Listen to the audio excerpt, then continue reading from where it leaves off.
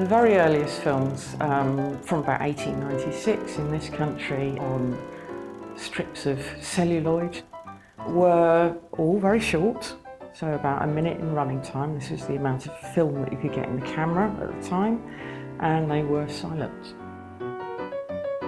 They sort of divide into broadly, I suppose, fiction and non-fiction. So you would have actualities, just things that you would see out in the street, traffic moving around, people everywhere. But you would also have little vignette stories, and they would be shown in the fairgrounds or in the big music halls, or maybe in your village hall if you lived in the country. There'll be lots of racket going on and music, and quite lively. So it's a very energetic kind of medium.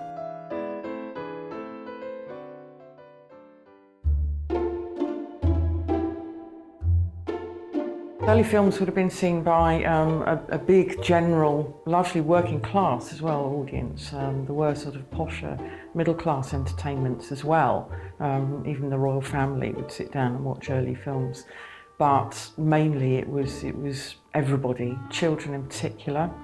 And one of the favourite types of early film was what we call the trick films, where you can make things appear and disappear by using stop motion techniques. People wise up to this very, very quickly, but they still like to see their favourite stories brought to life in a way that was very difficult to do in other media like the theatre. So you might get, for example, the ghosts in A Christmas Carol, and could appear and disappear, or appear to be transparent, where you could overlay one picture on top of another and get that sort of ghostly effect. You could do it in the theatre, but it was very difficult, and film just had a sort of inbuilt superiority. To read Dickens, for a start, it's like entering a dream. Many people have said this. He's very much rooted in his own time, the history of his own time, his own place, particularly London in the 19th century. But nevertheless, there's something resembling fairy stories and dreams, nightmares about Dickens's stories. And he clearly was a very popular author, because there are about 100 silent films made from Dickens' sources. I think the works of Dickens were also known through the illustrations to his books. And in a sense, these illustrations provided a kind of template for the very early films. And some of them do seem to me just like animated illustrations.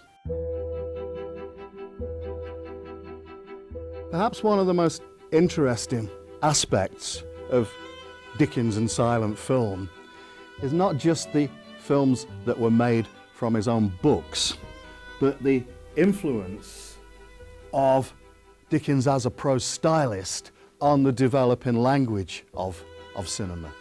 The way that these stories are told, they seem to us today to be inherently cinematic. Something to do with his descriptive qualities, his descriptive abilities, enable you to break down the narrative into more or less condensed form. The earliest Dickens film that we have a copy of here in the National Film and Television Archive comes from 1901, only 6 years after films were first exhibited, and it's called Scrooge or Marley's Ghost, and it was made by R.W. Paul, who had a production company in North London. It was directed by a man called Walter Booth, who was a magician, I believe, before he became a filmmaker. Scrooge or Marley's Ghost, clearly a version of A Christmas Carol.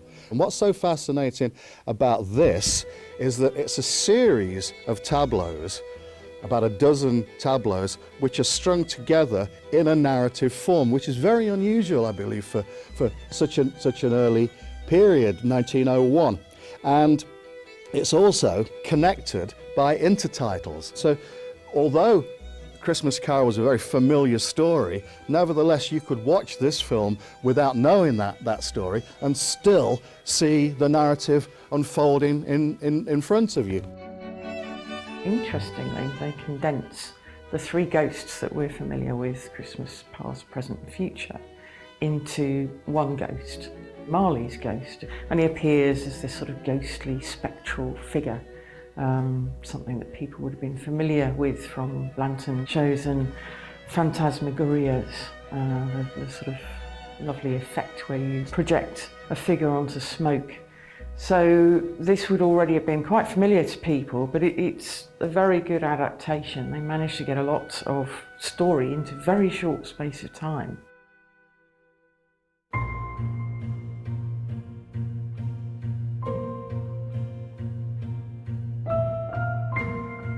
A film which still exists, and again is in the archive here, is a film made in 1913 of David Copperfield.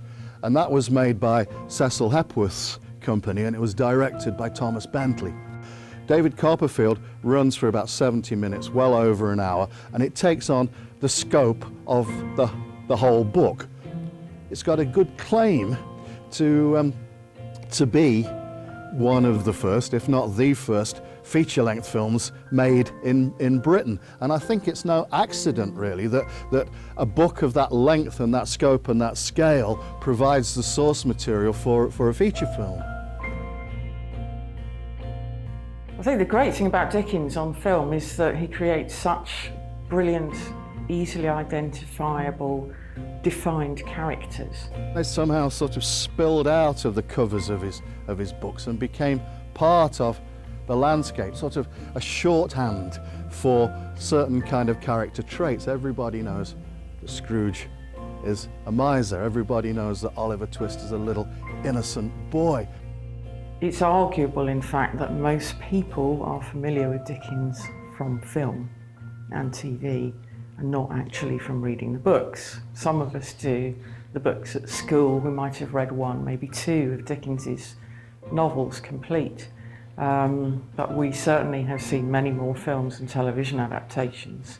So it's centrally important to the legacy of Dickens.